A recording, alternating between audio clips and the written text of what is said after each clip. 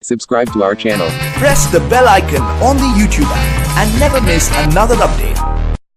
Going to implement Tic-tac-toe game with the help of Minimax algorithm. So what is Tic-tac-toe game? So it is 3 by 3 grid cell game. It is used to play by two player. Like you can see here, O is a player and X is a computer. Here we have to use 3 by 3 cell. If you are familiar with array, then you can easily understand. It is a use of 2D structure of array. Now the basic question is how I will play and how I will win and how I will lose the match. Here imagine you are going for your move. After your move, computer will also go for his move. If here I'm going to show for computer, X represent computer.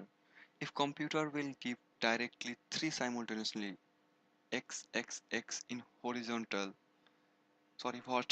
then they will win the match. Either if they will go for diagonal this ways and this way, so they will also win the match. Either they can go for horizontal also. So you have to go and you have to use your brain to win the match. Either computer will win the match. Definitely if both are playing smartly, then it will go for draw. Here if I'm starting with middle like center, so it is our one by one row and column. Here an array will started with 0 and x, so this position must be 1 comma 1. And how computer will know like he have to turn? Imagine if I draw this shape here and still this empty space is there, so this space easily find by computer have to use minimax algorithm. So with the help of minimax algorithm, it will easily find the next move.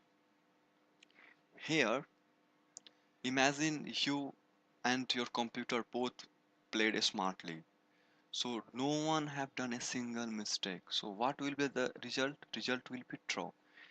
0 represents draw the game, -1 represents computer is going to lose, and +1 means computer is going to win.